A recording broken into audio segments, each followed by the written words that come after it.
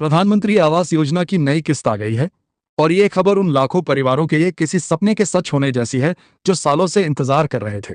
सोचिए उन लोगों के बारे में जो हर रात कच्ची दीवारों के नीचे सोते हैं, बरसात में छत टपकती है, सर्दी में ठंड सीधे अंदर घुस आती है। उन्हीं के लिए यह पैसा आज सीधे बैंक खातों में पहुंचना शुरू हो गया है।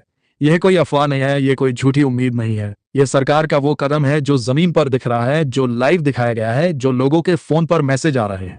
अब सीधे बात करते हैं कि ये योजना है क्या और आपको इससे क्या मिलने वाला है। प्रधानमंत्री आवास योजना दो तरह से काम करती है, एक ग्रामीण इलाकों के लिए और एक शहरी इलाकों के लिए।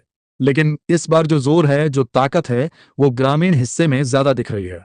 गांव में रहने वाले जो परिवार अभी तक पक्के घर के लिए तरस रहे थे, उनके लिए यह किस्त एक नई शुरुआत है। गांव के सामान्य इलाकों में रहने वाले परिवारों को एक निश्चित राशि दी जाएगी। लेकिन जो लोग पहाड़ी इलाकों में रहते हैं, दुर्गम जगहों पर रहते हैं, जहां पहुंचना भी मुश्किल होता है, उन्हें ज्यादा मदद मिलेगी। क्योंकि सरकार जानती है कि पहाड़ पर घर बनाना मैदान से कहीं ज्यादा मेहनत और पैसे का काम है। इसलिए वहां राशि भी ज्यादा रखी गई है ताकि कोई भी परिवार सिर्फ इसलिए घर बनाने से न चूके क्योंकि पैसे कम पड़ गए। अब एक बात जो बहुत कम लोग जानते हैं वो ये है कि इस योजना में सिर्फ घर बनाने का पैसा नहीं है, इसमें मनरेगा की मजदूरी का पैसा भी जोड़ा गया है। यानी अगर आप गांव में रहते हैं और अपना घर खुद बना रहे हैं, अपने हाथों से मेहनत कर रहे हैं, तो आपको मजदूरी का अलग से भुगतान भी किया जाएगा। ये सोचकर देखिए, घर बनाने का पैसा अलग से मिल रहा है और साथ में मजदूरी का पैसा भी अलग से आएगा। यह दोहरा फायदा है जो पहले कभी इतने साफ तरीके से नहीं मिला था। और बात यही नहीं रुकती, शौचालय बनाने के लिए भी अलग से राशि तय की गई है ताकि घर बने तो पूरा बने, साफ बने, सम्मान के साथ बने। क्योंकि एक अच्छा घर वो नहीं होता जिसमें सिर्फ दीवारें हों। अच्छा घर वो होता है जहां परिवार के हर सदस्य को बुनियादी सुविधा मिले। अब सवाल आता है कि पैसा आएगा कैसे, कब आएगा और कितना आएगा। सरकार ने यह तय किया है कि पूरी राशि एक साथ नहीं दी जाएगी बल्कि 3 से 4 किस्तों में दी जाएगी। यह इसलिए किया गया है ताकि घर का निर्माण सही तरीके से हो, पैसा सही जगह लगे और कोई गड़बड़ी ना हो। पहली किस्त अलग अलग राज्यों में अलग अलग राशि में आएगी। कहीं यह कुछ 100 रुपए हो सकती है तो कहीं 1000 रुपए तक पहुंच सकती है। यह राज्य की नीति और स्थानीय जरूरतों पर निर्भर करता है। दूसरी किस्त उसके बाद आती है जब घर का काम एक स्तर तक पहुंच जाता है। तीसरी और चौथी किस्त राज्य सरकार की मंजूरी और निरीक्षण के बाद दी जाती है। यानी हर किस्त के साथ काम आगे बढ़ता है और हर बार पैसा सीधे आपके बैंक खाते में आता है। और यह पैसा कैसे आता है? डायरेक्ट बेनिफिट ट्रांसफर यानी डीबीटी के जरिए। इसका मतलब है कोई बिचौलिया नहीं, कोई दलाल नहीं, कोई एजेंट नहीं। कोई आपसे कमीशन मांगे तो समझ लें वो झूठा है। सरकार का पैसा सीधे आपके खाते में आता है। इसके लिए बस 2 चीजें जरूरी हैं, आपका आधार कार्ड आपके बैंक खाते से जुड़ा हो और आपका नाम लाभार्थी सूची में हो। बस इतना काफी है। अब देखते हैं कि इस योजना का फायदा सबसे पहले किसे मिलेगा। सरकार ने यह बहुत साफ कर दिया है कि इस योजना में प्राथमिकता उन लोगों को दी जाएगी जिन्हें सबसे ज्यादा जरूरत है। बीपीएल यानी गरीबी रेखा से नीचे जीवन जीने वाले परिवार सबसे पहले है। उसके बाद अनुसूचित जाति और अनुसूचित जनजाति के परिवार है। बेघर लोग जिनके पास रहने की कोई व्यवस्था नहीं है वो भी इस सूची में ऊपर है। कच्चे मकान में रहने वाले परिवार जिनकी छत बारिश में टपकती है, जिनकी दीवारें मिट्टी की हैं, वो भी इस योजना के पहले हकदार हैं। और एक बात जो बहुत खास है वो ये है कि महिलाओं को इस योजना में विशेष प्राथमिकता दी गई है। घर महिला के नाम पर बनाने को बढ़ावा दिया जा रहा है ताकि उनकी जिंदगी में भी सुरक्षा और सम्मान आए। आपको यह भी बताते हैं कि जमीन पर यह सब हो रहा है या सिर्फ कागजों पर। उत्तर प्रदेश में 500 से ज्यादा घरों के लिए पहली किस्त की राशि ट्रांसफर की जा चुकी है।